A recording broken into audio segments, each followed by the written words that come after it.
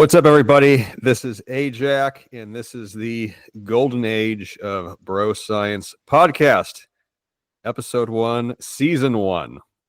So I'm going to launch right into this. I'll mention sponsors and everything else at the end in the show notes. But I have someone with me that I've been wanting to talk to for a long time who came onto the scene of Health X a few years ago and is very clearly a very educated, intelligent, and fascinating guy, Greg Mushen. Am I saying that right? Yeah, it's Mushen. Mushen. But Greg any Mushen. pronunciation works. People mess it up all the time. That's okay. We all want to get it right. Greg Mushen. All right, Greg. So you're here. Good to talk to you, brother. Likewise. I have a long list of questions for you, but why don't I start this off? How would you like to introduce yourself with your background? Oh yeah. So I spent most of my career in tech, working in different functions in tech, and also grew up in a medical family. And so my dad was an MD, my mom was a nurse, and we had a big medical library. So I was always asking my dad questions, and he would answer me, and not really talk down to me. So that kind of got my first taste into it, into really liking it. My dad was always running N=1 experiments as I was growing up, even in like the 80s. So I really saw that. And so, my whole life I've been interested in health, but the last couple of years that really changed. I got pretty sick with mold illness, and was just realizing that I just cannot take that for granted. Around the same time, I went to a wedding, and the bride's father wasn't there, and I have a 9-year-old daughter. I'm 49, and that really hit me. And I'm like, I really need to get more serious about this because I don't want her to be at the altar and me not be there. That hits heavy. I remember, I'm trying to think back to when, you mentioned mold illness, which I like to talk about. I know you had posted, I think maybe this was your most viral post, but like a before and after of yourself, like sort of like start of the journey, and then like so many months later, and you look great. Shoulders are capped, lean. Like, yeah, this is an awesome kind of transformation. Was your health journey, like it started with mold illness. How did you go about getting that diagnosed? Gosh, it was really hard. Yeah. Because I just wasn't feeling well, and wasn't really finding a lot of the answers. Just by sheer coincidence, one of my friends, my old doctor who I used to see, who'd moved away, just randomly texted me. It was like, "Hey, any chance you'd like to chat?" And he just wanted to chat as friends. And so I told him what was happening, and luckily, he'd had experience with mold, and so after a couple months, he was able to diagnose it. So this was what, like 4 or 5 years ago, 3 years ago? It was about 3 years ago. Yeah. 3 years ago. And then were you obviously you're in your 40s now? Were you as a teenager? Were you a bro as a teenager? Were you really into lifting, fitness, or did that come about later on? I'm always curious how people enter into the fray of becoming a health conscious. I was a competitive tennis player, actually. Okay. And so I started playing tennis when I was 7, and it was pretty much all I did. When I was in high school, I started lifting, but I was always really active. If I wasn't playing tennis, I was doing something outside, riding bikes, building forts, skateboarding, snowboarding in the winter. In my 20s and early 30s, also really active. I was doing a lot of alpine rock climbing, and cool. And then snowboarding in the winter, and that's pretty much all I did. So when I had my daughter, I think things changed a little bit, and I was really kind of into work mode, and then also father mode. And so I made the mistake of kind of taking that fitness for granted that I kind of had my entire life. And when I got the mold illness, that just really sealed things for me. It's like I cannot take this for granted anymore. And so I just so happened to be at one of my really good friend. He's on X too. His name's Real PJ Glassy is his handle, but it was his I believe his 58th birthday, and the guy he is shredded. He's almost 60, and you would not believe that he's almost 60 and is one of the most fit people I've ever met. He used to be one of the top tower runners in the world. Oh, wow. Of all things. Yeah. But I went to his birthday, and our friend John who was just one of the most hilarious people. For some reason, he was barefoot in the bar, but he came running over and he was like, "Hey, Greg, do you want to get ripped?" And it was so funny. That was the first thing that he said to me. And I was like, "Actually, yes, I do." And he'd been coaching for like First Form, and they have these body transformations. And so like PJ, John and I joined that competition, and we were all like really encouraging each other and trying to lose body fat, and we work out all the time together. So having those two was like foundational to changing. I mean, social support. I've done a lot of like fat loss coaching groups over the years, a lot of coaching, but the social support aspect always makes a huge difference. Yeah, it sure does. We were texting each other every day. There was just no comparison for it.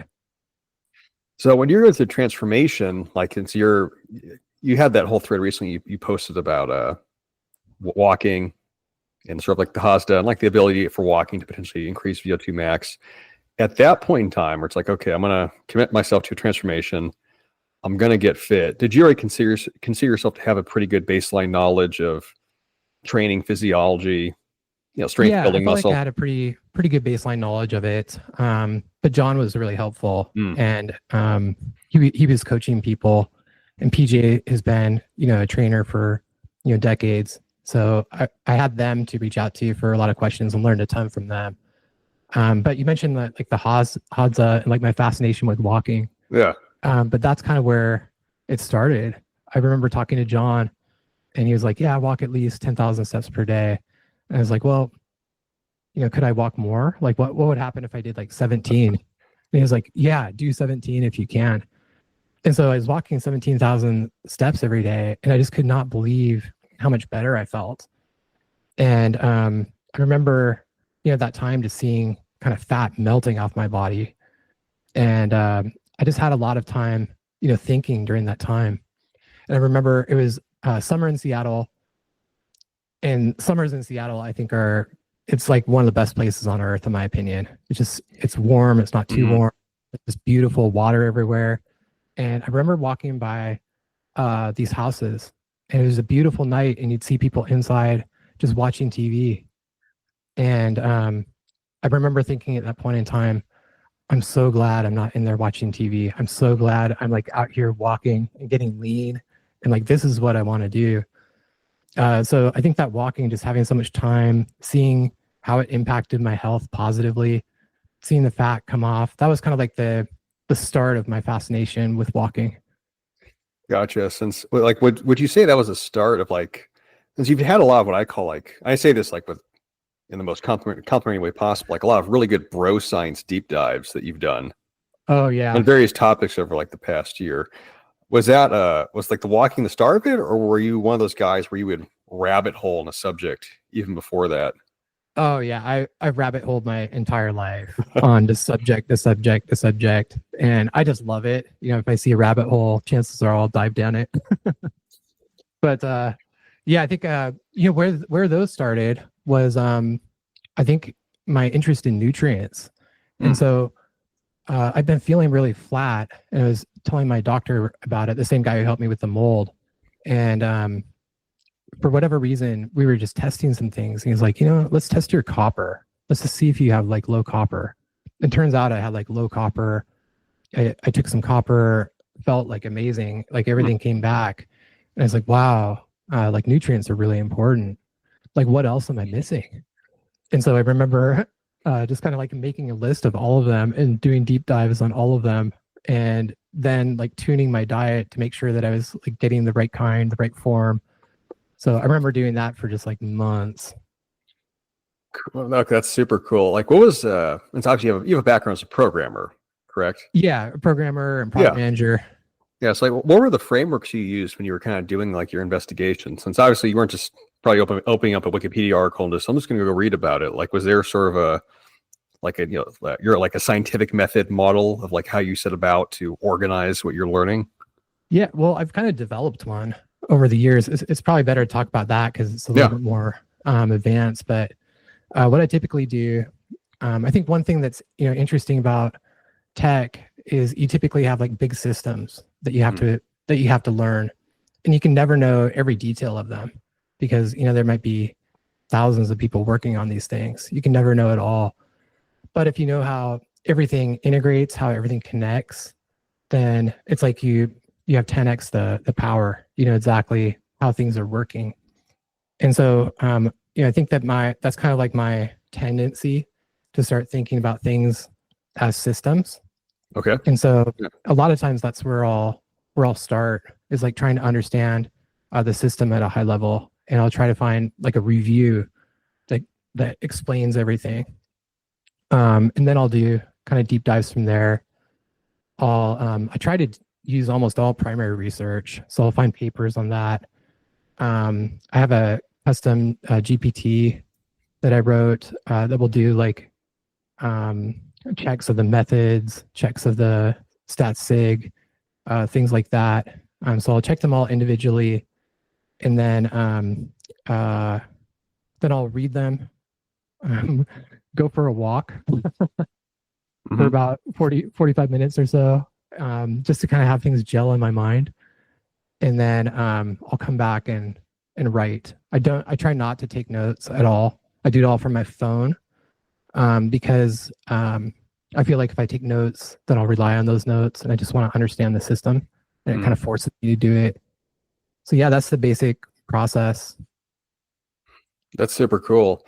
The reason I asked that is that when I talk about bro science, right, like the term, and I say it with some seriousness, and that to be scientific, to learn things like in an organized manner, it requires a philosophy of learning.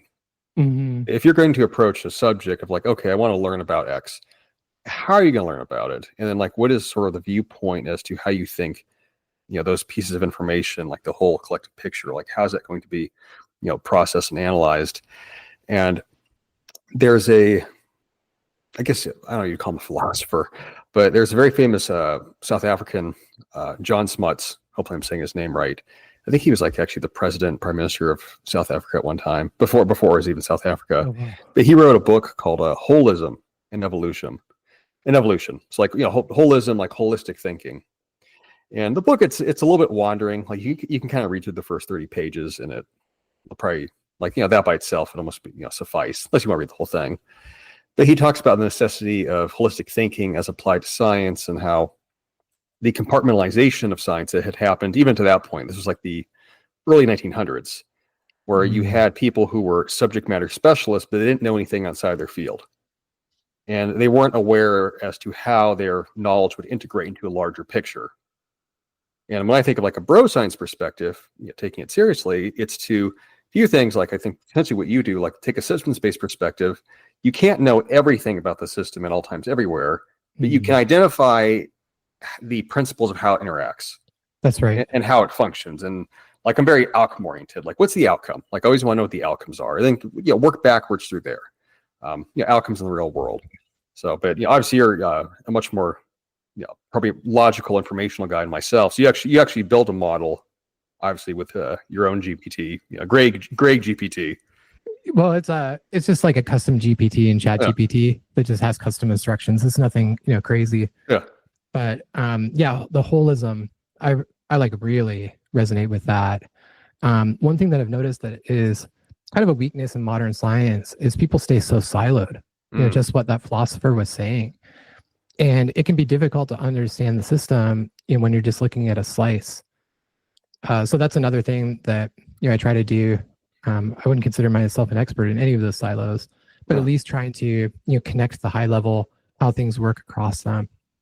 And it also resonates with my personal philosophy, what I call structural coherence. And it's kind of, well, it's basically the more that you can know the truth. Let me back up. So we all kind of have our filters on how we see reality. And it's interesting. You can talk to two people who saw the same event, and you each come away with completely different versions of what happened. So you can infer from that our reality is not always the correct reality. And so to get to the correct reality is kind of an iterative process. And, how do you get to that iterative reality? But, I believe that the more that you can engage to try to find the truth, whatever that is, the more rich your life can become, and the more that you can engage in the world. And I believe that it's kind of through that engagement that we refer to as like happiness. So the process of understanding what is truth in the world and actively working toward that is what we perceive as happiness. Yeah, that'll give you the more alignment in truth. The more you are in alignment with truth, the more satisfying your life should be. Yeah, exactly. Yeah. And then also the more that you know about the world, the more you know about the world, the more deeply you can engage with that world. The more you know about your body, the better you can take care of it. The better you take care of it, the better you can present in the world. So, I do have this deep philosophy of really trying to engage. I think a lot of that came from reading Zen and the Art of Motorcycle Maintenance when I was Great 19. Book. I love that book so much. But do you remember this part in there when he was talking about his friend, and his friend couldn't fix anything in the house? He couldn't fix his motorcycle, and he was like, when he looks at the motorcycle, all he sees is the motorcycle. He doesn't see these individual components that when you break them down and think about them logically, you can understand how they fit together. And so, he was kind of saying in a lot of ways that his friend was having trouble engaging deeply in life because he wasn't engaging more deeper in these systems. I read that book years ago in, I think, like junior year of high school, I want to say. What a great time to read it. Yeah, it was like, it was interesting because, I mean, this, like, it was not, its impact on me, like, it was like multi-level, but it was probably like a catalyst for my like red pilling of reality, because I read that, this was like 2006, 2007. And then right after I read it, the Great Recession happened. And so where I lived in California, very high foreclosure rate.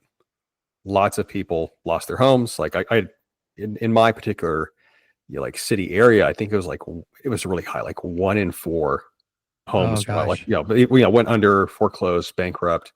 Super common story. Everyone in high school knew someone who's like, oh yeah, my parents had to sell the house, or we had to sell the second house, or we had to move in with relatives. And then I started college at the same time. I was going to San Francisco State University. Again, Great Recession's happening, Occupy Wall Street. So like there's all these sociological, political things happening. And then I was very surprised that there were no adults that I knew who had predicted any of it. Yeah. Like that was what was very strange. Wasn't that wild? Yes. And like that was the strangest thing to me, of like, okay, this huge, upheaval happened. Like my parents, they had to sell their house because of, their mortgage at the time. But I couldn't get an explanation from anyone that I knew as to like, well, how come no one foresaw this? Like, were there signs? Like, how is the system even organized in this way for this to happen? And you're sort of in that place of, you realize how much you don't know. And you're thankful that you know that you don't know things, but you also realize like, wow, the extent of my ignorance is just massive. It's seemingly infinite. Right. Like I have a lot to figure out about how life works. But that book, like that was sort of like the trigger for that, since like the point that you just made of being able to view things and break them down into their constituent parts, then from those pieces, you can then sort of construct the relationships that make that thing run. And then I was, very, slowly, poorly trying to attempt to do that with like, how does the economy actually work? Like, how does buying a house, then you take out a home equity loan, but then you can't predict like fluctuations in the market. Like how do I organize all this?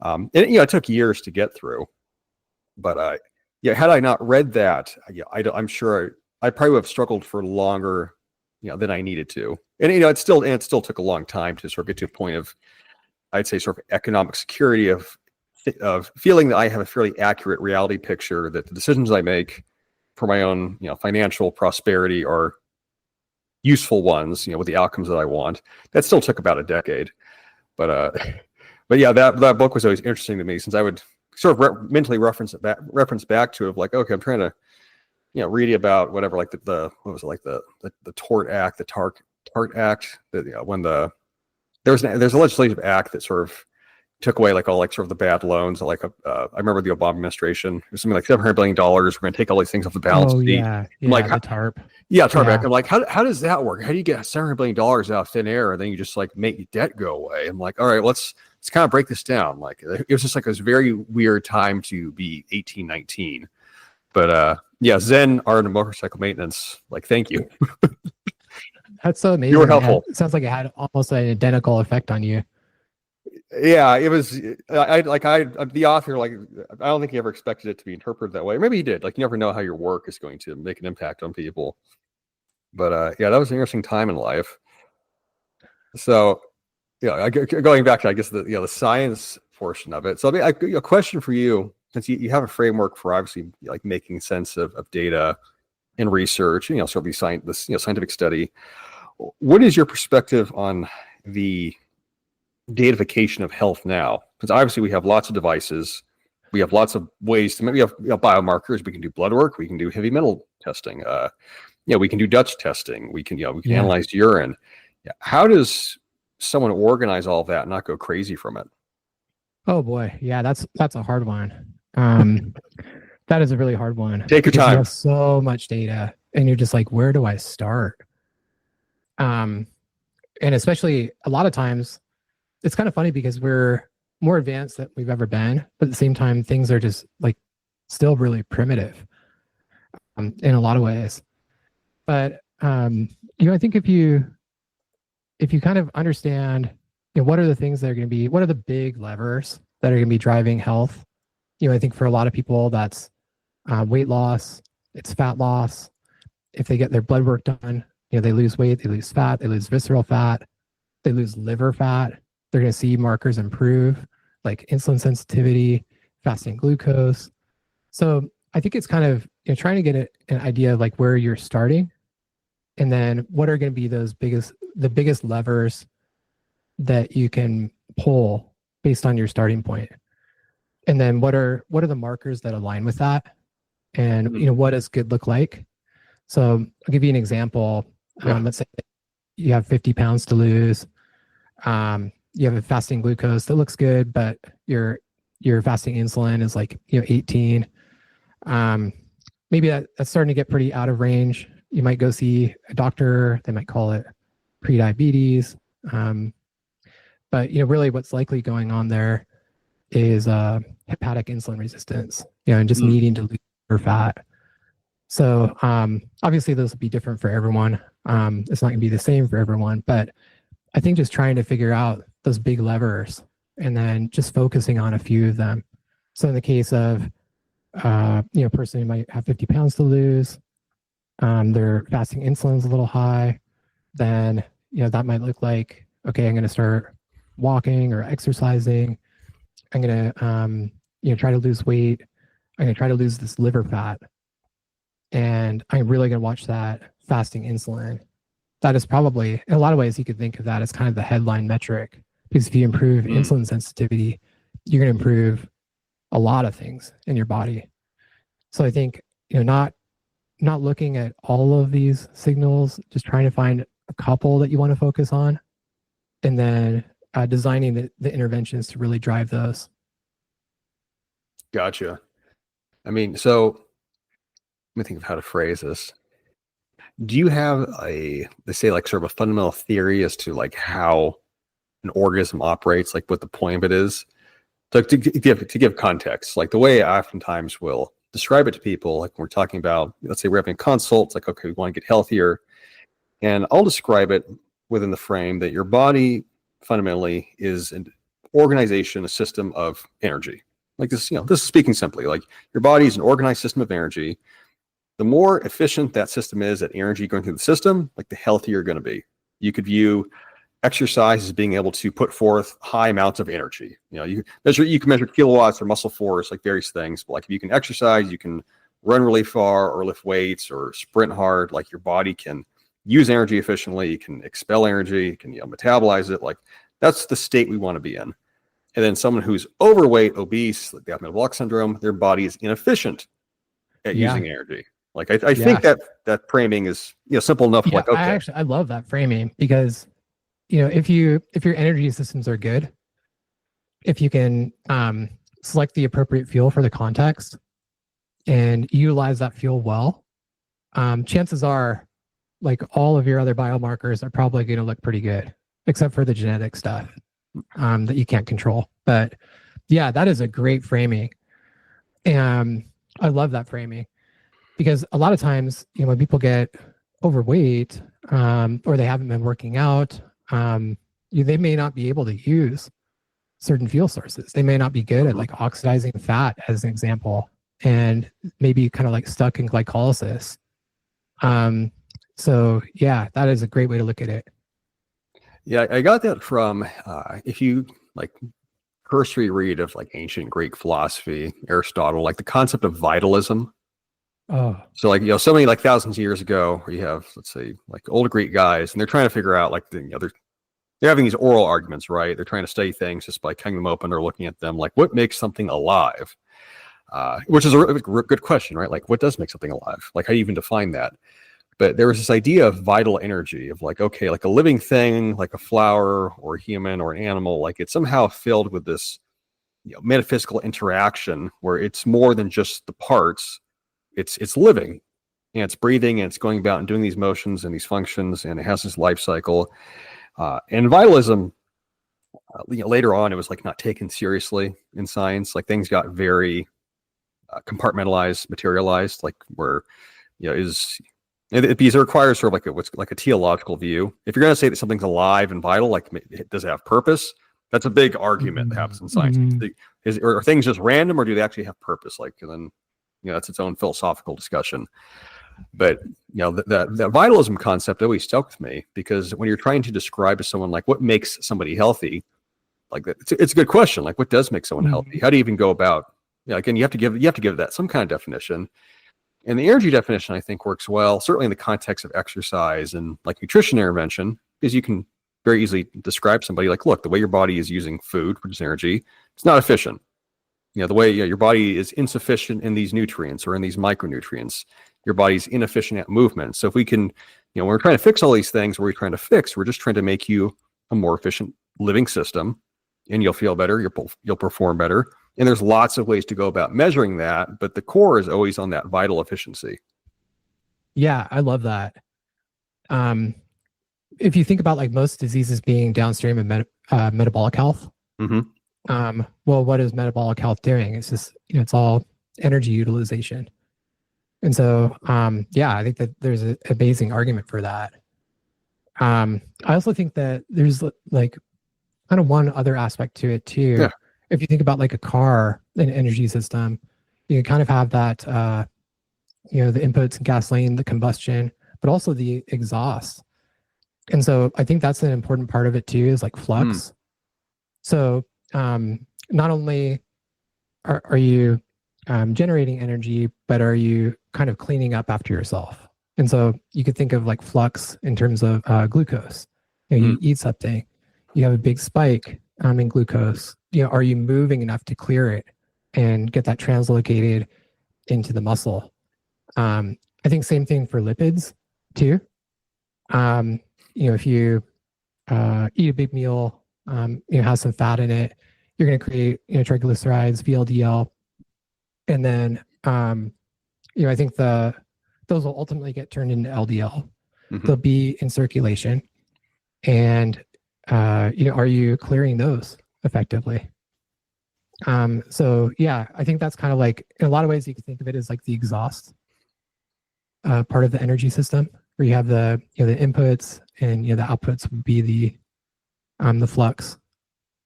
That's actually a good analogy. I know some people don't like the car analogy for the body. Like, an analogy is always, it's using a metaphor. It's not the actual system itself, but no one ever mentions the exhaust. Like, all right, you can put energy into the system, but how do you actually get rid of it, expel it, metabolize it? If you plug up a car exhaust, the car is going to explode. That's right. I remember learning that in Beverly Hills Cop 2, I think it was, where he put the banana in the tailpipe. Yeah. No, that's good. I've never heard anyone actually use that as a framing. That's really good. So the question of LDL, like I've been going back and forth with this one myself for like a while. If you go back, a couple of years, 5-10 years, Well, you go back 30, 40 years, like LDL's bad. No LDL, get as low as possible. And then you sort of have like the paleo revolution, carb revolution. You have a bunch of people completely ignoring the LDL in some cases, where like just, it doesn't matter what the number is. What matters more is just like the triglyceride HDL ratio. Which I think that does matter. But at the same time, like if you, I think, take like a more objective view of like the overall, like body of evidence of data of like, is having uncontrolled LDL a good thing? I'm like, I don't think so at all. Like, what's your sort of perspective on it now? So I've thought about this a long time, because I grew up in an area where we thought all fat was bad in the 90s, and my dad being an N=1 experimenter with familial with FH basically, so he decided to run an experiment where I think he had a 0.5 gram of fat total for the month. Wow. And I mean, the guy was just eating junk. He was like eating like sugar wafers, like these, vegan hot dogs with like no fat in them. It was actually kind of hilarious. But at the end of it, what he noticed, he was so frustrated because like his eyes were jaundiced, his liver function was not very good, and his cholesterol actually gone up. And so he came away from this like, oh gosh, all cholesterol, it's worthless. I can't do anything. But I think over the years, what's really kind of changed my views is looking at the hunter-gatherers and the subsistence populations. And, in a lot of ways, you can kind of, circumvent some of the arguments on, exactly how things happen and things like that, and just look at their lifestyle and kind of infer from there, like, why don't they get it?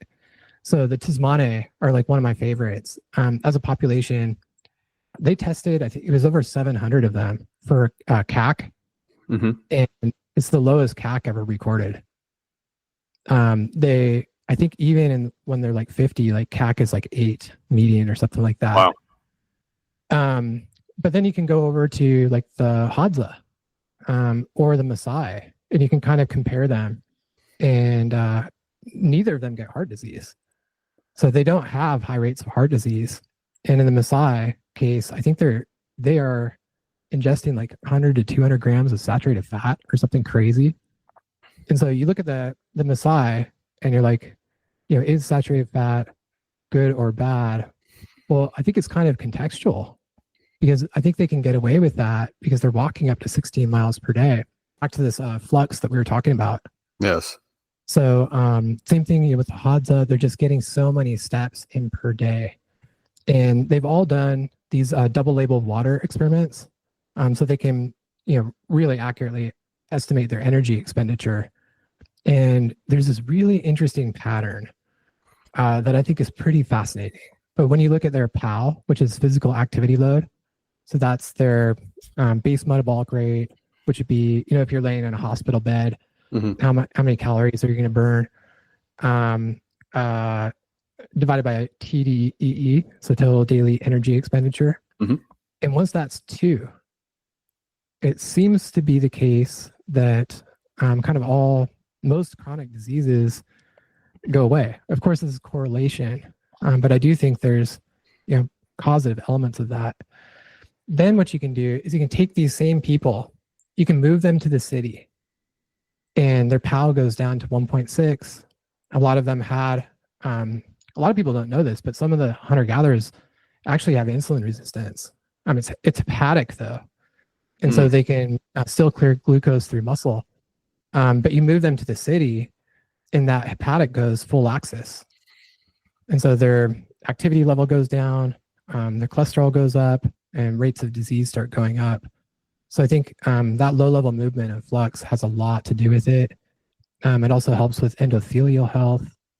But I think probably one of the reasons why it's so confusing is, I'm sure you've probably seen this the study that showed like the relative risk of LDL versus insulin resistance. Like insulin resistance is like far and away the biggest risk factor for heart disease.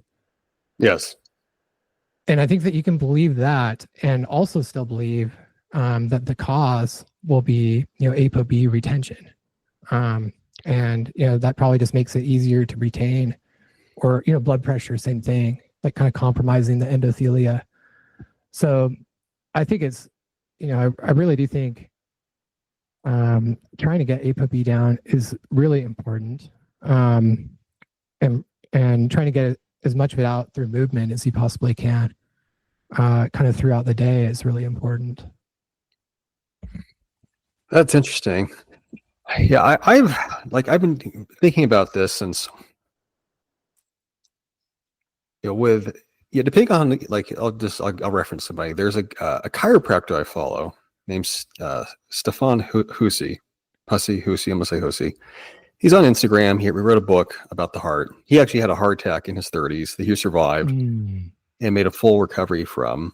And his view of heart disease is that it's endothelial inflammation, not because of LDL specifically.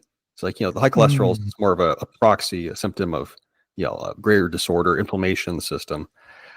In his case, he healed his heart. Legit, I mean, he medically documented all of it. So it's not just this isn't like a made up forum story. Like he documented his whole experience from being hospitalized to getting like the angiograms later on, scans, everything, where he views heart disease as it's an inflammatory situation. So the cholesterol itself doesn't matter that much. If you can lower it, but even there's this false attribution that takes place that the things you're doing to lower the cholesterol, like, okay, like I'm going to walk a lot. Again, it's not the cholesterol, it's the issue. It's the lack of activity of where you have low flux. Yeah, if you have high activity levels, you have overall less inflammation. Your body is actually maintaining itself better. Your vascular health is better. That's why you're cardiovascularly fitter. It's not because you try to lower the number per se.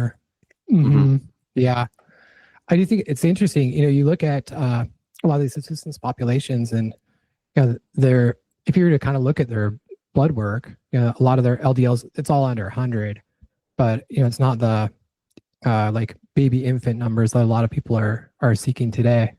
Like sub 50 or sub 70. Yes, 30. Yeah. So I think that what we kind of infer from looking at those populations, if you're moving a lot, you can probably withstand like higher LDLs.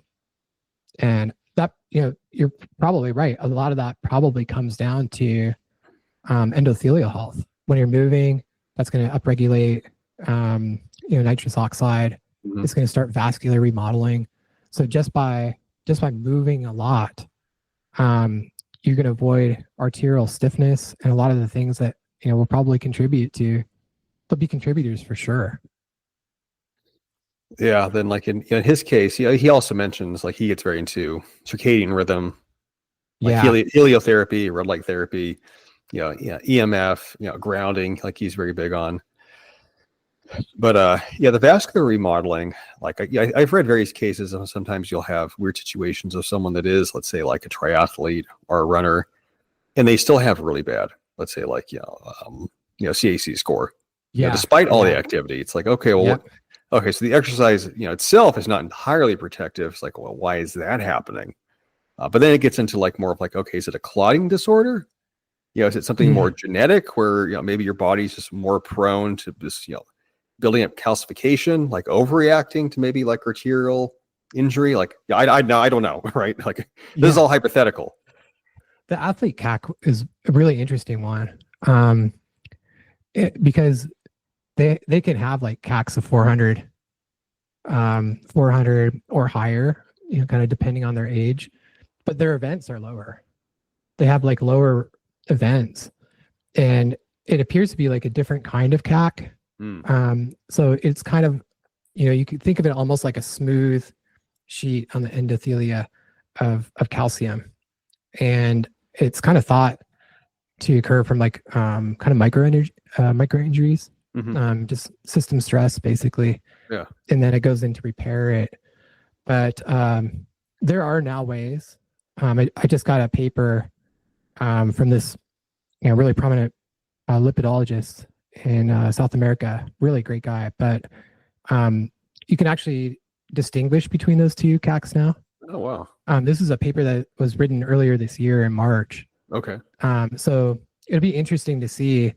I think that's going to be great for athletes because, they're going to, if they get a CAC back of like 400, they start freaking out. And then if you can then distinguish like, oh no, like 90% of that is actually protective, this is the kind of CAC that's not going to harm you. That'd be a great thing. That's really interesting. Like my grandmother passed away, I think 2 years ago. Yeah, she passed away 2 years ago. And she was in her early 80s. She had like a very rare form of pancreatic cancer, which might be genetic in my mom's side of the family, potentially. But yeah, so I mean, so it was the cancer that killed her. But right, I saw there was, I don't know, it wasn't a full autopsy report, but there was some like postmortem report that was prepared, and her CAC score was like 350. It was high, right? I'm like, oh wow. And it was surprising to me because I was looking at it, and she never had a heart attack. She had zero, it was just unexpected. She had zero signs of you'd ever think of any cardiovascular issues. She walked every day of her life. Yeah, even up until the final 3 or 4 months when she was bedridden, like she was always walking. She was very physically active. She was always grounding a lot because she gardened barefoot for decades. She'd be like this, standing in the dirt for hours and hours. Gardening's got to be one of the best things, I think. No, it really made me think about that. I'm like, what? Yeah. So I was trying to make sense of it. I'm like, I was like, how is it so high? Since you hear about the CAC score, it's like, that's a really important thing. Like it should be zero. Like if it's hot, it's a lot of the carnivore guys would be like, look, my heart's fine. I'm like, yeah, maybe that's true. Hers is 300 plus. I'm like, her blood pressure was like 110/70. Resting pulse rate was 50. Like this. Wow. Again, like all the external cardiovascular stuff are the main things you can measure. All of it perfectly healthy, normal range. Never had any issues with clotting. It's just nothing. But the CAC was high. So I was always like I'm still trying to make sense of that. I'm like, how is that even possible? But then it kind of reframes it for me of like what is the CC actually measuring? Are there differences in how that could be happening? So I mean, to you're showing about the paper, I'd be very curious to see when that gets investigated further, what the implications are. Yeah, maybe she had mostly protective CAC. Maybe. So, that is really interesting. It's also interesting to think about. I'm not sure if you saw her like lipid metrics, but there are certain genes. If you think of that system kind of like a sink with a faucet, kind of on the production side, and like a foot pump drain on the sink. I think that's kind of a relatively good like mental model. But you can have all sorts of like clearance issues that prevent things from clearing.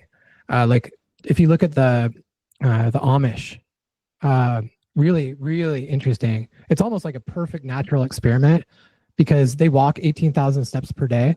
They have almost no heart disease, but I think it's like 8% of their population has this clearance issue called R3500U. So it's a genetic polymorphism.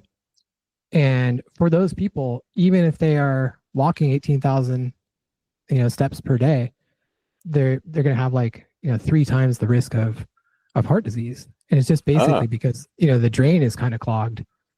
So and you can have genetic issues on the faucet side. You can have genetic issues on the drain side. So yeah, I think, but we see it in these populations where you can see the effect of people without that, and then people with these genes, and it's possible maybe she had one of those genes where she just had some clearance issues, and it just wasn't able to be cleared through exercise. Yeah, maybe. Yeah, the genetic component of it, like myself, my entire career, genetics are real, obviously. When you work with people, especially with training, building muscle strength, it becomes immediately obvious to you. But genetic testing itself, that's not something that I've personally, dived into much recently. I just literally this past week ordered a couple of genetic tests to come that test various fitness genes. There is a mitochondrial test that just came on the market called MeetOme, which a good friend of mine, Chris Masterjohn. Oh yeah, call him. Yeah, he just made a company. Yeah, he just made a company, and it measures the efficiency of your 4 mitochondrial complexes. So it's literally sitting on my desk right now. I'm gonna do the swab and send it back. It takes 4 or 6 weeks to get the results.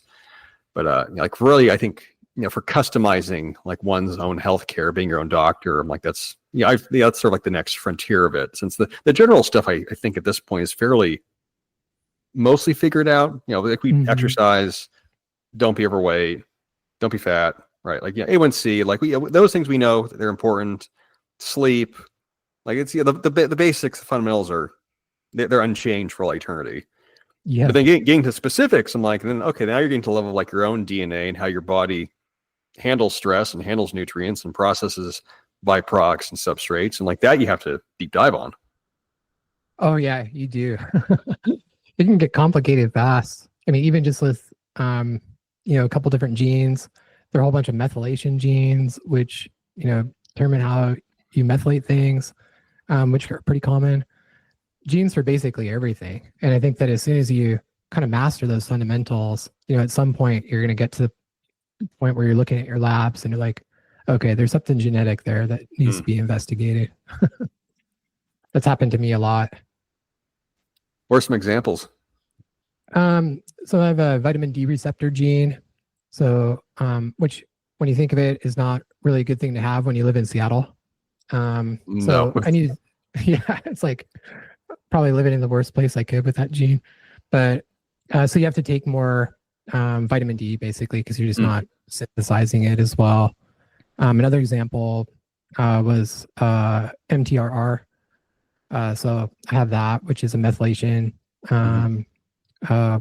polymorphism that impacts your ability to like recycle vitamin B12. And then folate in there. So I have a few of those genes that can be kind of tricky to work through. Yes, I mean your supplement stack is, I assume, pretty customized at this point. Is, yeah. It's mostly customized around the genetic stuff. Kind of in this day and age, that's pretty much the only supplements I'm taking is if it's going to, overcome some genetic defect. That's a good way of looking at it, since people can get super supplement happy, obviously. I mean, as you've seen, like you'd be taking 20, 30, 40 plus things a day, but then like how much of it is actually really making an impact? Yeah. Physiologically, to like make things run optimal. Yeah, I spent a lot of time, I think, kind of in this supplement kick. And then after a while, I just realized this is way too complicated. I'm just going to try to get most of my nutrients through food. I'll test, see how that goes, really tune my diet. And then I'll just save like a few supplements for the stuff that, I absolutely have to have. Yeah, well, as you said, everybody goes through that phase where you have a whole cabinet full of whatever, 20, 30, 40 bottles. Yeah. It becomes excessive. Like the vitamins become a sort of meal in themselves. And then you're trying to compare that to your baseline of like, do I actually feel different? And then if you're getting blood work done, like, is it actually showing up in my numbers in any meaningful way? Well, maybe it's not. Yeah, if you're taking like 10 or more, it can be really difficult to figure out which one's doing the work. Well, you have like the multivariable interference effect, right? Like it's impossible to isolate anything if you're on a dozen different compounds. Yeah. Unless you A/B test, obsessively like Brian Johnson did, it'd be very, very difficult. Yeah, or you can do that. Which on the subject of Brian, what has been your take on his various experiments over the past few years? I think they're really interesting. I love people who do N=1s and just see how they turn out. So, and then you can kind of see how they work, why it worked. So it's been fun, like going through his supplement stack and seeing, what works and why. Going through his diet to see, hey, are there any things missing and are those filled by his supplement stack?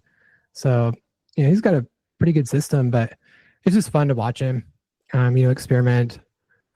He's a pretty funny guy. I like that he doesn't take himself, too seriously.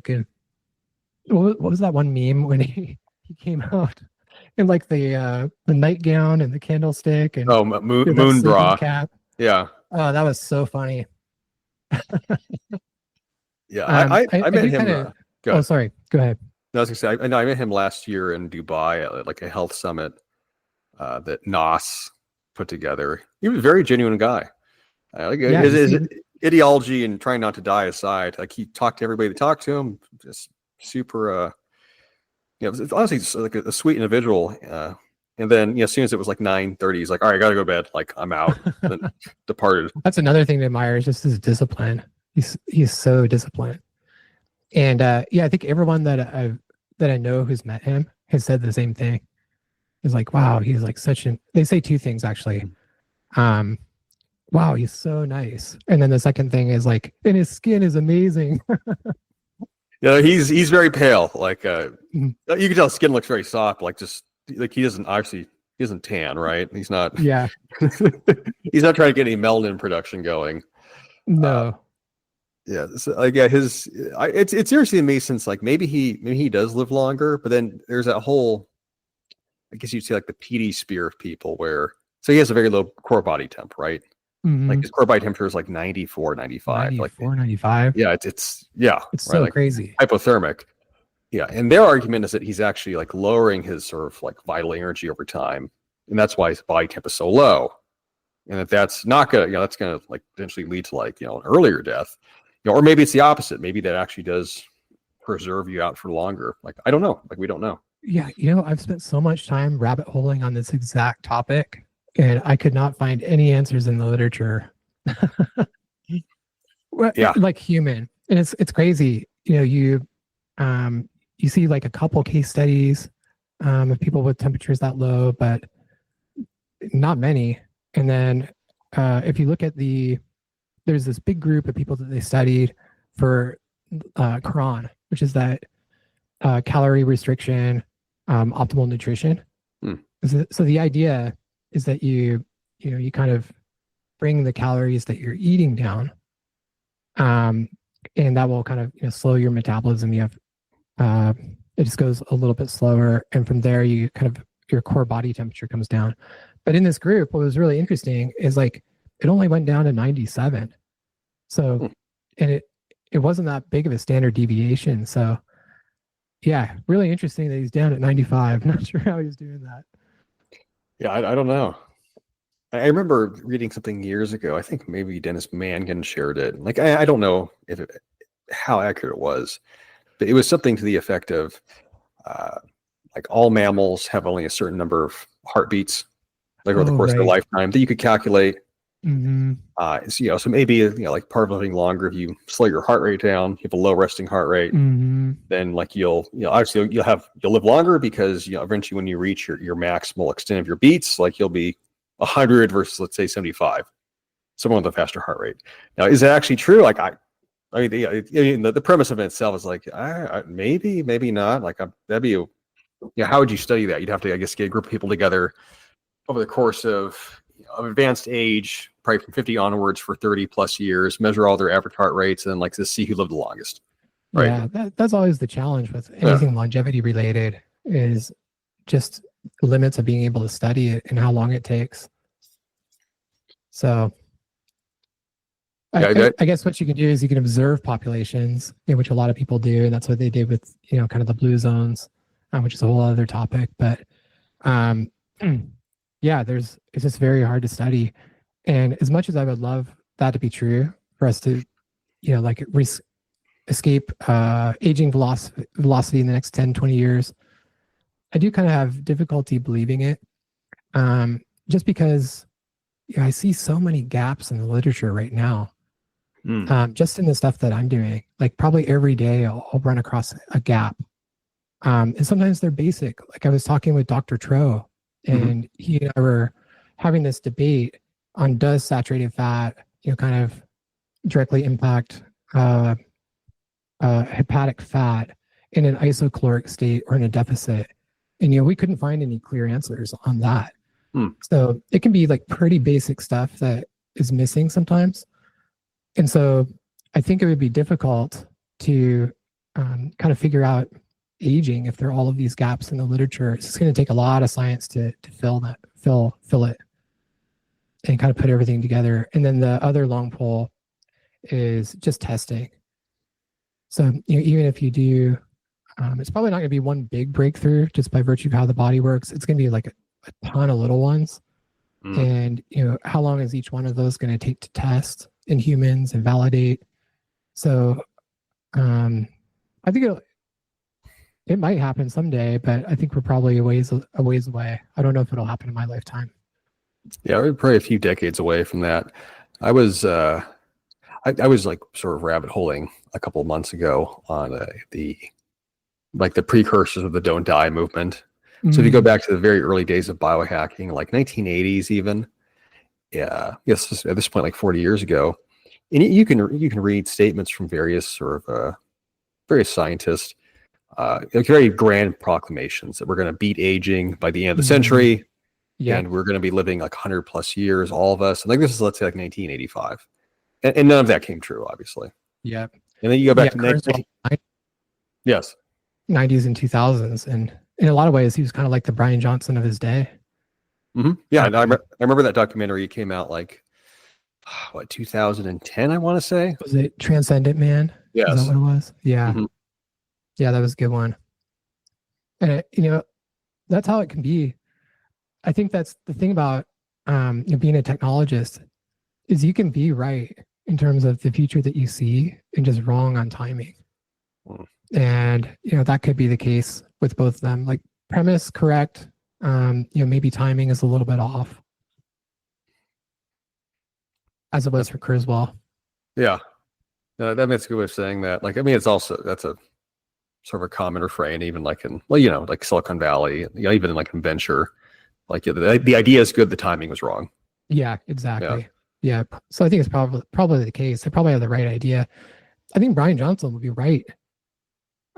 Ultimately, I think he'll be right. And maybe we don't, eliminate death, but we might find ways to bring the average mortality, up a lot. Maybe living to 100 is like really common. So I think I could see that being pretty likely to happen. And maybe that's what would happen over the course of 20, 30 years is we get to like a much higher median lifespan. But, I think so much of that is going to be contingent, and until we can find a substitute for exercise and movement, which is funny because it's like most of the longevity drugs, they're doing AMPK, exercise mimetics. They call them exercise mimetics. So until we can really find a way around that, it's going to be, movement. Yeah, I have a lot of guys experimenting like my biohacking group right now with the exercise mimetic peptides. So like small molecules like Sloop, cardarine, 5-amino-1-MQ, and they seem to work. Yeah, this in terms of this performance, where people will use them. Let's say they do it. Like I tell everybody, if you're going to use these, you've got to do high intensity interval training, some HIIT. Like do something where you're really like maxing out your mitochondria. Like you're topping out ATP production. And people will use them and they will notice a difference. Like, I actually was able to go like, 5% harder. My kilowatts on the bike were higher. Like this is doing something. I'm like, that's awesome. Great. But then if you're not exercising, just waste of money. Just, right. and maybe if they do blood work before and after, which I try to have everybody always do in labs, but if you're not exercising, I don't think they have any effect. It's sort of like taking caffeine and then like sitting on the couch. Right. Your heart rate will probably go up and that's it. It doesn't do anything for you. Yep. But gosh, 5%. I mean, that's a pretty big bump if you're talking compounded over a year. That's huge. Yeah, I mean, these are like mildly to moderately trained people. I'm sure in an athlete, like you're not going to get 5%, every quarter. But I mean, I can see why some of them are banned. Obviously, I'm like, like even a 1 or 2% difference in top end performance in a lot of races and a lot of sports. That's the difference between first and 10th. Yeah, in some cases. But yeah, they do work. But the question, I just on the subject of living forever or living longer, do you actually want to live longer? Like, because I think about this a lot, where this whole question now is in the zeitgeist, like the gestalt of like, imagine living forever, or we're going to be death, or we're going to extend longevity. We're going to live, we're going to go make to 100. What for? Yeah, that's what I come down to. There's this like old Woody Allen quote. It's like people want to live forever, but they don't know what to do with a Sunday afternoon. So I think, so long as I have purpose, I'll I'll want to be around. I think for me that means being around for my daughter, obviously as long as I possibly can. And then I'm really interested in reverse engineering chronic disease, like looking at these subsistence populations and really trying to reverse engineer, like, why do they not get the diseases that we get? And so that's been taking kind of most of my time. So yeah, I think I want to live a long time, as long as I can, as long as I'm healthy. I mean, gosh, I think living a long time with pretty low quality of life doesn't seem like fun at all. No, I mean, I'm sure you've had experiences as well of seeing, let's say, older relatives, like they're in the last decade of their life. It's mostly miserable. Like medical science is able to keep them alive, like on a crawl. But once you, like, movement's always like, that's probably like the biggest lever. Once you lose the freedom to move, where you go from being walking to being unstable to then needing assistance or a wheelchair, or you're bedridden, you just sort of this, like, you're halfway between the threshold of life and death. You just become that walking corpse, and then you have the bodily pains and everything else. And what's the point of that? Versus a more dignified death of hopefully going when you're maybe not in your prime, but you still have your faculties. Yeah, exactly. Yeah, and some of these diseases just seem like it'd be awful. Like getting Alzheimer's, or something like that. That'd be so hard on your family, when you don't remember them and they're taking care of you. So I don't think I'd want to go out that way. That's for sure. Back to the movement. It's pretty interesting. If you look at like the studies of people who like fracture a hip, like 50% die within like 2.5 years. So you just lose mobility, and things start going south really quickly. Yeah, the muscle argument. Yeah, I've seen various factions, like some like the Ray Cruz, like, or Jack Cruz people. I guess are like, I don't want to say anti-muscle, but like it's not, muscle's not so important as you age. I've seen like some of them make this argument, which I always find a bit preposterous. Since if you look at aging people, you look at people, let's say, who are in their 90s and they're still mobile and fit and healthy. Let's like, they're old at that point. You're in your 90s, like you beat most people. They can still walk around. Yeah. And now maybe they weren't bodybuilders. Maybe they didn't have the big muscle reserve that we talk about. Like maybe that concept is, has utility or doesn't have utility, but they're still able to walk around. They still have enough lean body mass to obviously, get up, use their legs, and not losing their balance. And like that's absolutely essential. So you have to do something to maintain that, which it starts obviously when you're younger. Yep. Yeah. All you have to do to see if muscle is important, go spend an hour in the nursing home during lunchtime, eat lunch with them, and then just observe people get up out of their chair. And then you'll be convinced. If they can. If they can. Yeah. And you'll see like some people pop right up and they're walking back to their room, or they're kind of like assisted living. But there are a lot of people who just are going to need assistance or try to get up. And obviously muscle may not be the only thing, but it's going to help a lot. And, to your point about reserve, I do think that's important, because if you have any sort of unexpected hospitalization or anything like that, you could easily lose 20 to 30% of your muscle, depending on how long you're in there. And is that going to put you below a threshold where you can't be independent? So I think that's a really important thing too to think about, is not just, hey, I'm strong enough right now, but thinking about having a little bit more reserve so that if, accident happens, you're still going to be okay. Yeah. I mean, I tell everybody that now that I've client otherwise, that if you can peak out your lean body mass in your probably like your 40s, I'd say, like you can build muscle for quite a long time before you hit your natural limit.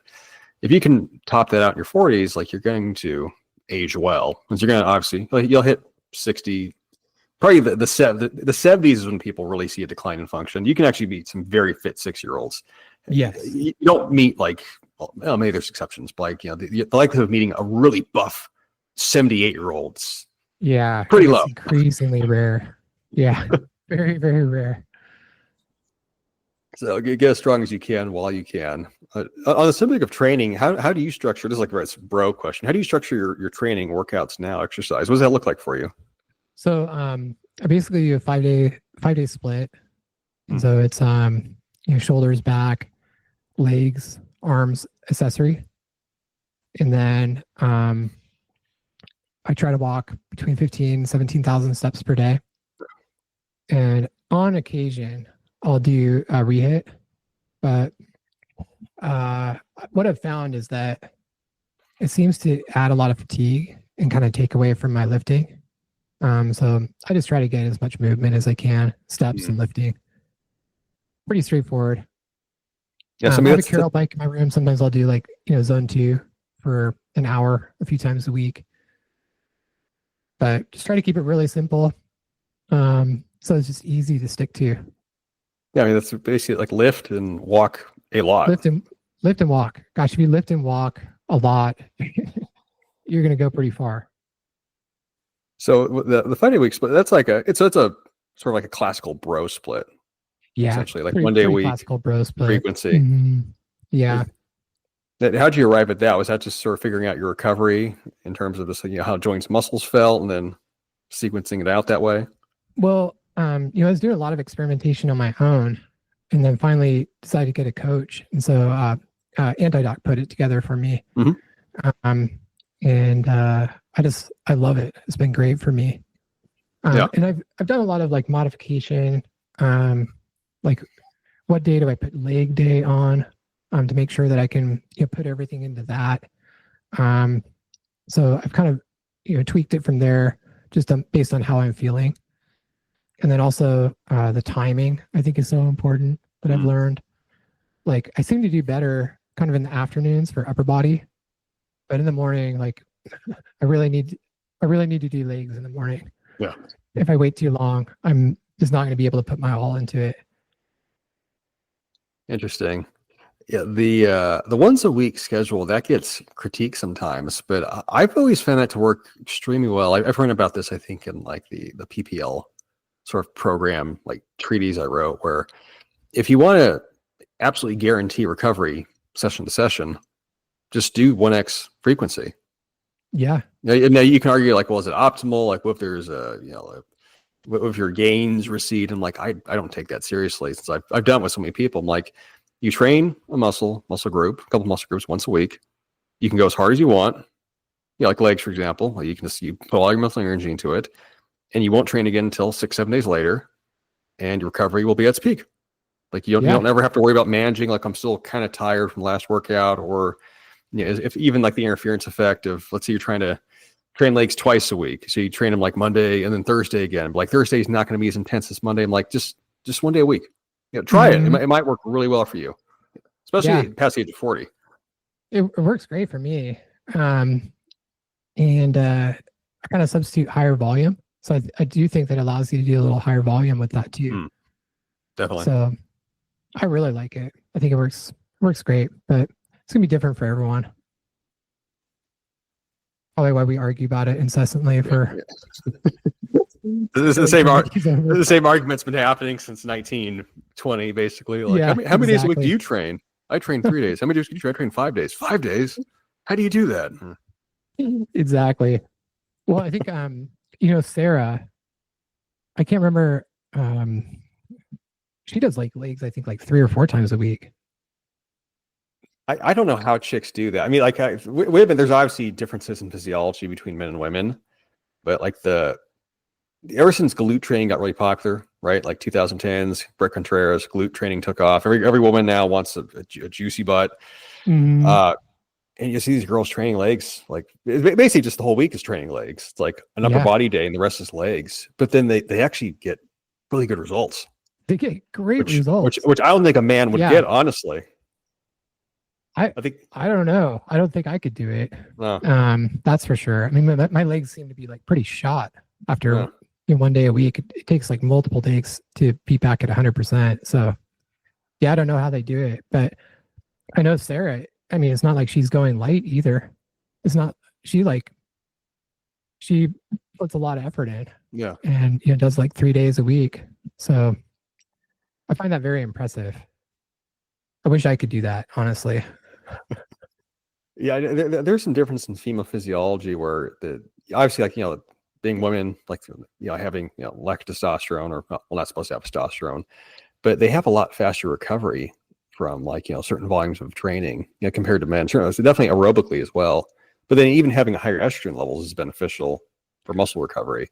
Oh, right. Yeah, which I think that's where, like, the leg training thing, I'm like, I don't think. Yeah, I've seen male bodybuilders, known a lot of them over the years, of like, doubling up the frequency for legs. Like, guys can train legs about twice a week. I haven't really seen anyone successfully do it 3 times a week. It just hurts. Like, your performance just goes off a cliff. But then you have these girls that will do it, and then maybe they're doing moderate volume per workout, but they're taking sets to failure every time. Yeah. And they're doing like some kind of hip thrust every workout, and some kind of squat or lunge every workout, and like a kickback every workout. And like the muscle growth is pretty impressive. Like that was a big thing that changed like the past 2 years. It used to be thought that women had half the muscle growth of men. So if you go back 20 years in literature, it's like, oh, if you're a woman and you train, your gains will always be half of that as a guy. It's 50% slower. That was actually completely untrue. It's the same, right? It's the exact same. Yeah. Like a woman gains muscle at the exact same rate as a man.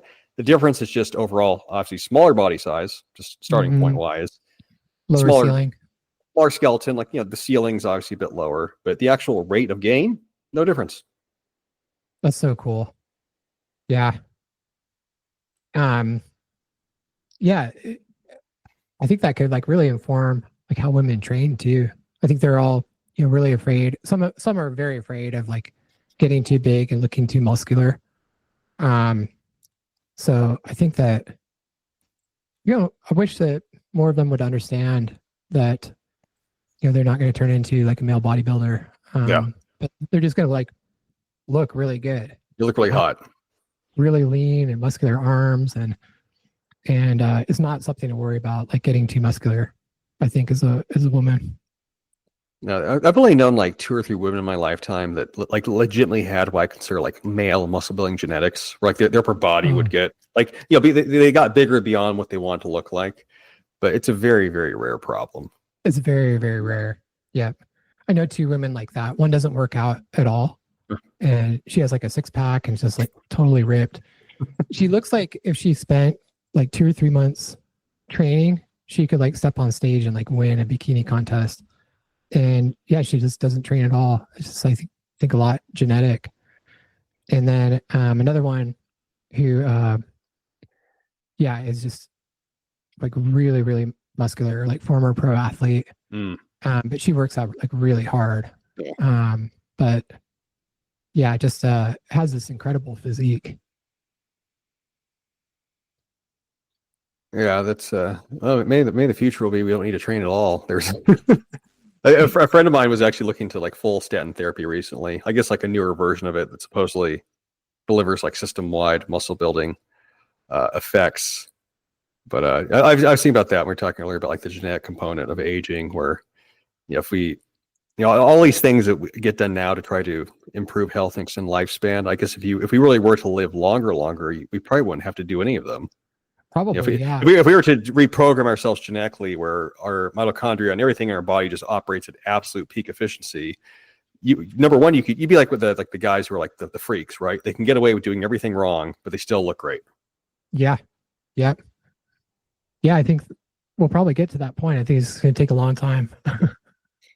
Yeah, maybe. There was researcher last year at the Dubai conference where he was showing a graph of lifespan and like talking about anti-aging interventions and longevity. And interesting guy. He was actually a physicist, but the graph he pulled up showed like the average human lifespan, and it basically tops out around 100 years.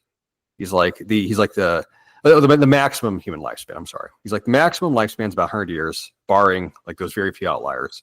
He's like so the average has increased over time. The maximum has not. He's like, it just goes to 0. You get to 100, like that's it, you're done. Yep. He's like, so everything you guys are doing here at this conference is all a waste of time. It's all bullshit. He's like, you're not going to live forever. You trying to optimize your diet means nothing. It's like, so it's like, oh, like, so everyone was watching the audience like, oh, okay, this is kind of like a, like a splash of cold water. Like, well, what's he getting at? He's like, so if you want to live forever, like that was his whole thing. We need to rewrite our DNA. So he has like a DNA lab I guess that he runs. He's like, we need to rewrite our DNA and our entire genome to optimize it for like infinite life. So he's like, then it got like really like sort of like futuristic. So if we do this, and this, take out like, rethink how the concept itself of cell aging and apoptosis, we're going to get rid of all of that. We're going to have infinite cells. It's like, well, I mean, that's more impractical than like trying to optimize your sleep at this point, right? It was all theoretical. But I'm like, it was an interesting point where he's like, I was thinking about, I'm like, yeah, he's correct. I'm like, if you actually were to, lift 120 or lift 150, you'd have to have such a robust body and genes and everything that you don't need to live optimally. You can just, what do I call it? You can live moderately, you can live messy, you can live chaotic, but your body would just be able to handle the stress and the inefficiencies. Yeah, that'd be very, very cool if we can get there. Yeah. Big if, but yeah, big if. I think we will. I think it's just a matter of time. And then I think that just, what we get first and what that timeline is will kind of dictate that. Back to the muscle building. This is just like, do you know this account? I think it's Cremu is the name. Yeah. I'm actually friends with the guy in real life. I won't say who he is. He's not. Oh, that's cool. But I know. I love his account. Yeah, he's great. His account's amazing. But he was posting that one of his friends was working on this new muscle building compound. Of course, this is hearsay, but it's Cremu. I trust him. Yeah. So he injected this new compound in one leg only, and that leg got 3 inches bigger. 3 inches. So, yeah, maybe we're closer than we think. Yeah, no, I know the exact post you're talking about. Like that was really fascinating. The thing that was interesting to me, though, like, like with those injectable therapies, it's easy to think like it's very sort of like superhero-ish. Like it's like Bane venom. Like you're just gonna put the if you ever watch Batman, right? Like it's gonna go into your brain or your body, then your muscles just get bigger. I'm like, how do you keep it from, let's say, like hypertrophying like cardiac muscle, right? Like you don't want your heart to get overgrown. No. Like there's that factor. And then two, like how do you actually apply it essentially like equally, where it's like, okay, we got our shoulders, our arms, our biceps or triceps or forearms or hand muscles, like everything actually gets covered in uniform fashion. Like how did that work mechanistically? I could see like a localized effect where you put it like into an area of tissue that's like your deltoid, but like, is that going to somehow filter down to like your entire arm, like the rest of you? Like, I don't know. I don't know either. Huh. Yeah, especially because it did seem to be localized with just that one leg. So, right? Yeah. Maybe, you have those Botox master injectors. Maybe one day we'll have like the equivalent role for like muscle. Yeah, like a full body injection. Though, sort of be like I don't know, what do they even look like? Gotta be like that, like the Wolverine scene when he's getting the adamantium injection to his skeleton. You get like, if you remember that from the movie, it's a cool scene, right? It's like, I don't know, you could count them. There's like 100 injector points all at once, so all gets distributed evenly. So cool. Yeah, maybe. Love that. I have to go see my kids. Yeah, we're an hour and a half in. Oh, wow. It's awesome talking to you, dude. There's a whole bunch of questions I ask you about different subjects, but we could be here for like quite a while. But what's some big stuff that you're working on right now that you want people to know about? Anything in the pipeline? Let's see. In the pipeline, I've got Dark Lab. And so Dark Lab's going to be my long form of stuff. I'm still working on my first post. It's taken a lot longer than I thought. It's basically, the first post will be on, can we get people off of GLP-1s? Because if you look at the data, like 50% of people like gain their weight back. So I'm basically going through and just mapping the systems for why that could be, and then how you could address that. So that's basically my latest project is Dark Lab. I'm going to be doing a lot of long form. I was realizing that it was kind of like reaching the limit of threads in the amount of detail that I wanted to provide. So that's where I'll be writing about that. Very cool. We didn't even talk about GLP-1s. Like, obviously, I mean, have you experimented with any yourself, or?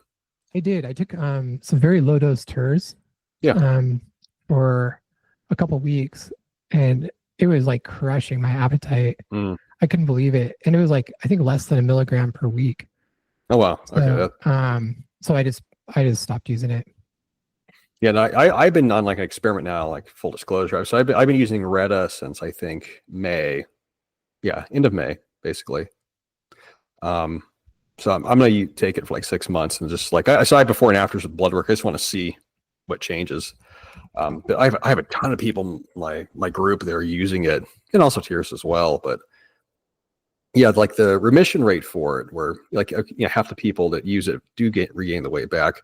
I think what's missing from the process, like this is kind of like my working theory, is that if you use them, Retta especially, or tears, like they create this huge amount of what I call cognitive space, where you just don't think about food, right? You're not hungry at all. Cravings, addictive behavior just gets crushed. Just crashes. Where if you apply that to, and this sounds cliche, but like building not just healthier habits, but like you're building new neural pathways around behavior, around regulation. And then once you hit the target weight, you don't come off it. So if let's say it takes you like 5 months to hit target weight, stay on them another 5 months, titrate in reverse or titrate back down very, very slowly. And then I think my working theory, and not that I'll never be able to publish this, but like it is working right now, is as you try to titrate back down slowly, there's no weight regain, because all the work that you did the first 5 months, now you've solidified it. All the neurons, let's say, like, because it is very normal sometimes for cravings to come back. Like it's like the appetite switches. Oh man, like I want food, massively.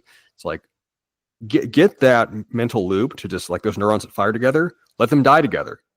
And maybe it takes like a year, but they will, right? Yeah. Like I think they will. And then like now that you're off, it took like a year to hit like 6 months to hit the target weight, 6 months of still being on, but then you eventually stop taking it. And now I think it would be permanent. So that's, I got a small group of people. That's how they used it. And like that's how they described it, of like, wow, that like this worked incredibly well. It's like, I remember being the old way, like the old identity of like, I used to be the person that would want to binge out. And like, I couldn't control that behavior. It's like, it's not there anymore. It's just sort of like a memory of it, like an echo. But there was a very long-term approach, right? Which like I don't know how you do that experiment in medicine, like because obviously a lot of things went into it, but that's how I imagine it would be. I think that'd be the necessary approach to not have the remission, be 50%, where it'd be successful for 100% of the people using it, which, that's obviously that's not going to happen perfectly, but for anyone that's listening, of like you're using a GLP-1 right now, it's like, well, how do I eventually get off it? That's how I would suggest getting off it. Whatever amount of time you spent on it to reach target, same amount of time to titrate down. Double it. And then at that point, your new identity should be solidified. That's awesome. That's so cool. That would actually work really well synergistically with my theory, I think, which was, we do create GLP-1 endogenously, but most of that's going to be signaled, in the colon, in the microbiome, through FFAR2 and FFAR3. Those are signaled from primarily propionate and butyrate, which you need not only fermentable, fiber and starch to create that butyrate and propionate, but you actually need to get it as far down into the colon as you can, like into the distal colon. Okay. So that I think kind of helps solve the production side, because there's this one theory that I have is, could a portion of this, and maybe not all, because I do think behavioral is a big part of it, but could a portion just be GLP insufficiency? But then there's another side too. And there's a little bit of a clue here, because all of these GLP-1s and all the new generation ones, they're all modified. So they're modified so that DPPR can't break them down. Well, where do you get DPPR? Or sorry, DPP4, I meant. So when you become insulin resistant, that will also increase DPPR. And so you could have this situation where you have an insufficiency of GLP-1 from kind of lack of fermentable fiber. And then you have this upregulated DPP4 from insulin resistance. And so any GLP-1 that you create is like getting cleaved in minutes. Oh, wow. That's really interesting. Yeah, that's one thing and that'll be like what the first post is on, where I kind of, show what I believe is evidence for that. But yeah, So it gets really tricky okay. because oh sorry, go ahead. No, that's just kind of, maybe this is clarifying for you. I mean, this is more your realm, obviously, than mine, with the biochemistry. But I had noticed this like months and months and months and months ago, where so a very common side effect of the GLP-1s, like tears, certainly semaglutide, like appetite, or not appetite, but like indigestion, right? Yeah. You'd hear this a lot. People are like, oh my gut, Mhm. like, or I got diarrhea. And so I got very specific. I think this is like in my Retta document that floats around. Like, you need to maximize your soluble and insoluble fiber intake. Like when you're using these, fiber helps digestion, right? Like, okay, and and this was not based upon like, your argument, obviously, like your premise is, detailed. Mine was just a lot simpler. Of like, well, your digestion's messed up. Like, I think a lot of you guys, like, it's clearly changing your gut biome. We need to, kind of do a gut biome reset. So like glutamine, digestive enzymes, but like I want you to make sure you're getting in like at least like a solid, like sort of like a 1-to-1 split of soluble to insoluble fiber, and make that very regular. And that kind of fixed it for a lot of people. And then also it for the, the carbohydrate intake. This was another common problem, especially with like the Retta. People to get like kind of borderline hypoglycemic. Like they just be getting tired. I just don't have the energy. I'm like, okay, like you're going to need to, still a calorie controlled diet, like nothing actually changes with the diet per se in terms of calories, but increase your carbohydrate intake, keep your blood sugar elevated throughout the day because it has changed your insulin sensitivity, pretty dramatically. Combine that with regular fiber intake, the recommendation, and then you do that, and like energy levels come back. So it's like, oh, I feel good again. Digestion, gets resolved. Like I'm digesting food well.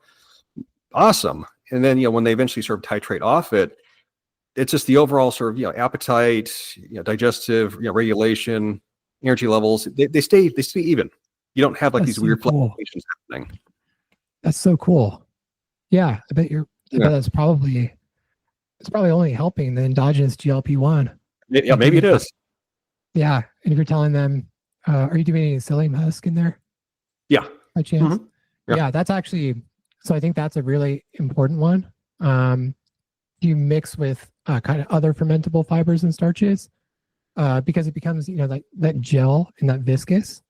So it can kind of help take the fermenters further down the colon. Yeah.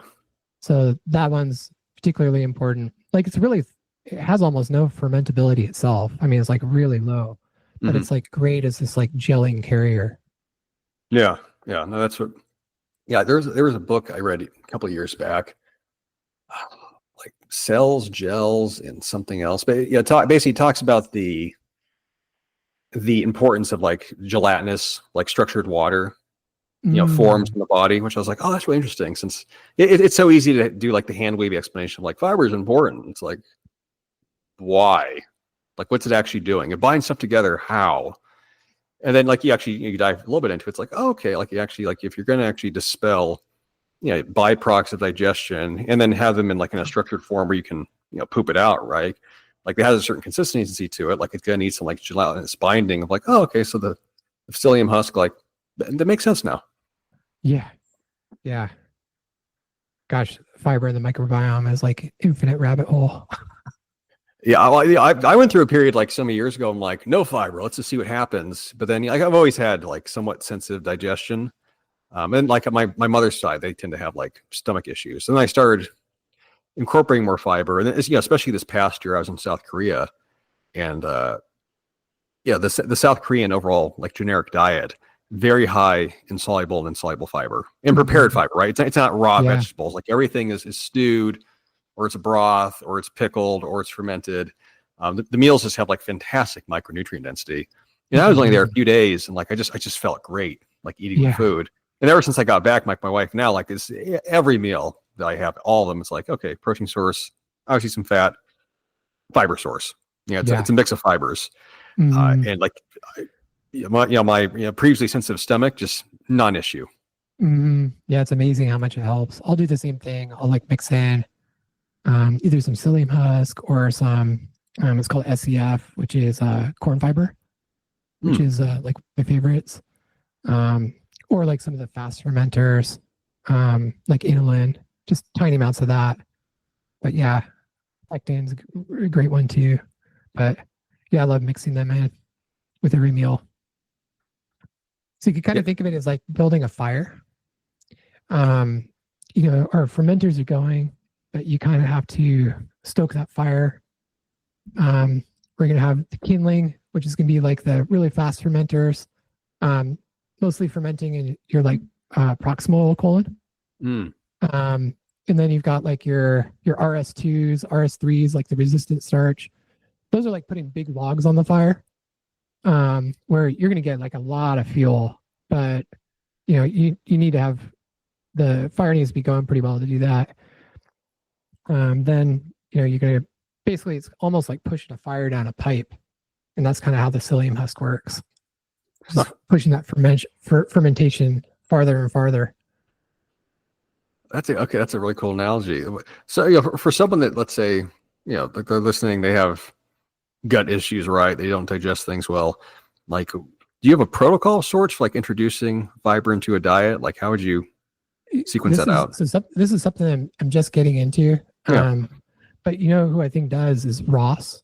I think it's Ross Gut Health. He posts a lot about this. Yeah. And has all sorts of info. So he's probably the best person I could think of to get those specifics. But I think, like in general, go really slow. Yeah. Go really, really slow. Back off if you are experiencing gas or bloating.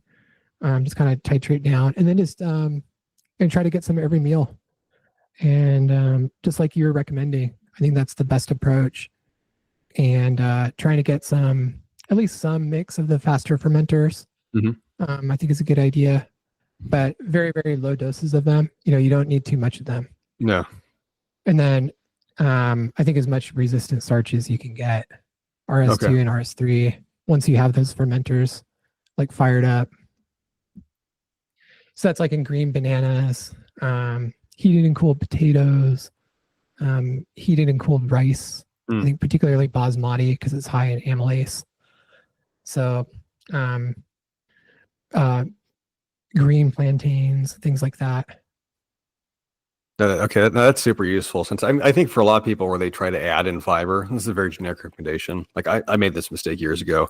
You just you'll do a couple things. Like you'll eat a ton of broccoli, like raw veggies, or you'll overdo it with like psyllium husk. I did that once. I can't even tell you how much I put in I don't know, 40, 50 grams into like a cup of water, like a shaker. Yeah. It was just like a sludge. I'm like, oh, maybe this would be good. And it was not good. Oh no, I can't imagine. It was bad.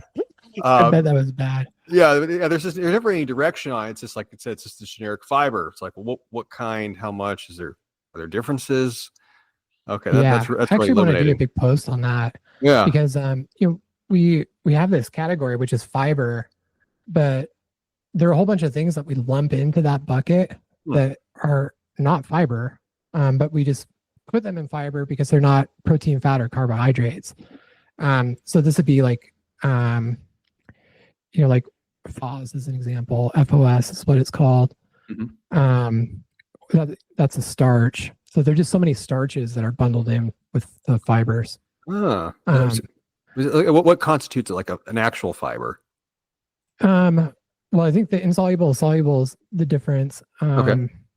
Yeah, but it's basically from all of the solubles is kind of where you get the mix of like fibers and starches too. But it's really, I think, less. It is important to have some insoluble, but most people, when they think about fiber, they're just thinking about like, oh, the cardboard that you eat so you can poop better. Yeah. When really it's about how do you get those fermentable fibers so that you can get the short chain fatty acids to signal the things in your microbiome. Like AJAC is one, which would kind of controls how permeable your gut is, or how tight the junctions are. You have TREGs in there, which is like immune cells. It can modify insulin resistance. So if you are very low fiber, there can be things that are fermented in your gut because it's going to be mostly protein. that will influence insulin resistance. Yeah, IMP is like one of them. So it's a form of propionate that's kind of associated with atherosclerosis and insulin resistance. So yeah, it's just, you don't even need fiber per se, but you need fiber to ferment to get the short chain fatty acids for the signaling. So that's the really important part. Interesting. Yeah, I mean that's insightful. Like I have some carnivore friends where they've had no fiber for years, right? Like just none. Yeah. But they still have like indigestion issues, or they'll think they have like SIBO, or like something, like you're missing something in your biome clearly. Yeah. Like not that's not getting fed, but like you've had an overproduction of something, from this straight, protein dominant diet and nothing else. Yeah, we are meant to target between fiber and no fiber. And what I think this is actually an evolutionary adaptation to tell us when there's food availability and not food availability. So if you think about like the summer, tons of plants are growing, you move into the fall, you can just there is abundant food because there are plants all around. Those plants are going to have fiber. You're going to eat those. It's going to turn into short chain fatty acids. And if you just look at what happens when you have high fiber and low fiber, it's like, oh, okay, the body is preparing for summer here and then winter here for food shortages. So like all the adaptations that kind of take fiber out, what I believe is happening is like, hey, we're going to get ready for low food availability. And so we're going to ramp up immune systems. We don't have fiber. We still need propionate. So we're going to loosen the tight junctions so that we can take the mucin from the gut lining and ferment that into butyrate. We're going to upregulate insulin resistance too, because we're not going to have as much glucose available. So we should probably keep that around. Whereas you switch back and it's like, okay, we can take immunity down because we're probably not going to have to eat a carcass with maggots in it. We're going to ramp down. We're going to make us more insulin sensitive, and we're going to pull those tight junctions together because we no longer need to take mucin from the gut lining. So I think we're meant to be in both states, but when you look at them, when you're in that proteolytic state where you're mostly fermenting, protein and amino acids, you have kind of all these not so great outputs of like ammonia, p-crystol, IMP, all sorts of other things that can cause issues. Whereas, when you're higher fiber, you don't necessarily have those things. So yeah, I think we can toggle in between them. We're so resilient as species. I think we can actually live without fiber. You see this in carnivore community for a really long time. But I think the question is like, what is more optimal? And it's probably getting into a saccharolytic state where your pH is lower and you're fermenting a lot more fiber. That's really fascinating. I'd read this years ago. Yeah, nothing to do with fiber, but the concept of seasonality with food supply, and that this is very so the bro model of like summer is cutting season, right? Like that's when you get cut, and then winter is bulking season. That's when you gain weight. But then you look at animal models, and then you look at actually like the newer data on humans, where during the summer, like when you have peak solar exposure, it's summer. Insulin sensitivities at its highest. It actually does affect carbohydrate metabolism. You have really good nutrient partitioning. Like that'd be the best time to gain weight. Yeah. Because your metabolism is at its peak, and that's when most animals, obviously, at least the ones that live in climates where there's a summer winter, like that's when they fatten up. Summer to fall, and then winter comes and you lose weight. Like that's when you cut down, like you're living off kind of basically stored body fat. But fitness culture does the opposite. It's like summer you cut, winter you bulk, and maybe it doesn't matter. Like guys have been doing it for decades, right? Maybe it doesn't matter. But I started questioning the past couple of years. I'm like, is this actually like say circadian aligned, or is it just like one of those cultural practices where we do it because we do it, but it doesn't necessarily line up with biology the way we think it does? Right. Yeah, it's a really fascinating way to think about it. Like, should you be doing it the opposite way? Maybe But obviously, no one wants to be fat during summer, though. Like, Yeah, exactly. I want to be able to take my shirt off. Like, I get that. I get that. It's just a question. The dad bod. Yeah. the I gave up body. So yeah, I loved how dad bod became a meme there, and it was like really muscular guys who were like at 14-15% body fat. Well, I mean, I think the best one I saw, like, I don't know, this was on TikTok or somewhere, where younger crowd, but it was a guy going around showing pictures of Chris Bumstead to girls, like in the off season. And it's like, hey, what do you think of this guy? Is this a dad bod? Yeah, I guess that's a dad bod. Like, women don't know what they want. Like, that's so funny. If Chris Bumstead is dad bod, like, we're all fucked. Yeah, we're all fucked. We have no hope. But yeah, I mean, on that point, I mean, I don't think that the summer cut is going to change anytime soon. But I mean, if someone wants to run the experiment and gain weight during summer, maybe your winter shred down would be easier. Yeah, it might be. I could see it happening. Yeah.